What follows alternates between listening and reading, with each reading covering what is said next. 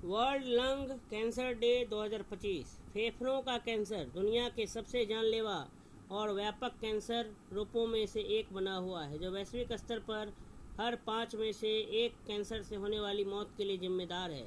इसके उच्च जोखिम के बावजूद अधिकांश मामलों का पता तब चलता है जब यह बीमारी अपने उन्नत चरण में पहुंच चुकी होती है। इसके उच्च जोखिम के बावजूद कई मामलों का पता तब तक नहीं चल पाता जब तक कि वे उन्नत चरणों में न पहुंच जाएं, जिसका मुख्य कारण जागरूकता की कमी, देर से जांच और इस बीमारी से जुड़ा कलंक है। हालांकि यह अक्सर धूम्रपान से जुड़ा होता है। फेफड़ों के कैंसर के कई अन्य कारण भी हैं जिन्हें बहुत से लोग अनदेखा कर देते हैं, जैसे वायु प्रदूषण, व्यावसायिक जोखिम, रेडॉन का संपर्क और आनुवंशिक कारक।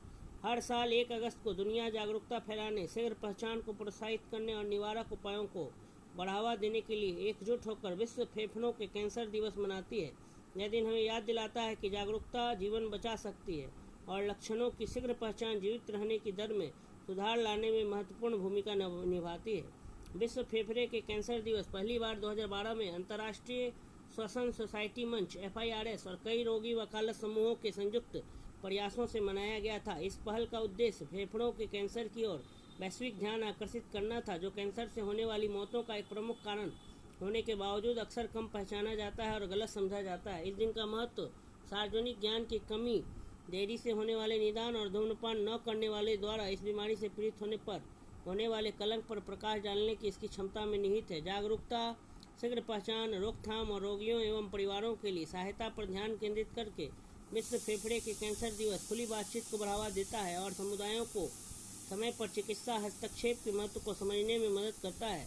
फेफड़ों के कैंसर को समझना, प्रकार और प्रकृति। फेफड़ों का कैंसर तब शुरू होता है जब फेफड़ों की कोशिकाएं अनियंत्रित रूप से बढ़ने लगती है और एक ऐसा ट्यूमर बन जाता है जो सांस लेने में बाधा डालता है और शरीर के अन्य हिस्सों में भी फैल सकता है।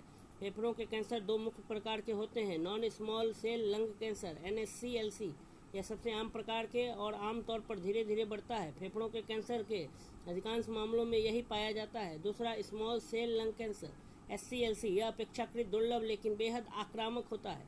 यह तेजी से फैलता है और आमतौर पर धूम्रपान से गहराई से जुड़ा होता है। फेफड़ों के कैंसर को विशेष रूप से खतरनाक इसलिए माना जाता है क्योंकि इसकी प्रारंभिक अवस्था में कोई स्पष्ट लक्षण नहीं दिखती। यही कारण है कि इसका पता अक्सर देर से चलता है, जिससे उपचार की सफलता की संभावना कम हो जाती है। हालांकि फेफड़ों के कैंसर का सबसे प्रमुख कारण धूम्रपान है, लेकिन यह अकेला कारण नहीं है। वर्षों की शोध से यह स्पष्ट हुआ है कि कई अन्य कारक भी इस बीमारी के लिए जिम्मेदार हैं, जिन्हें अक्सर नज़रअंदाज कर दिया जाता है। धूम्रपान और सेकेंड हैंड स्मोक यह मुख्य कारण है और इसका जोखिम धूम्रपान की मात्रा और अवधि के साथ बढ़ता है। परोक्ष धूम्रपान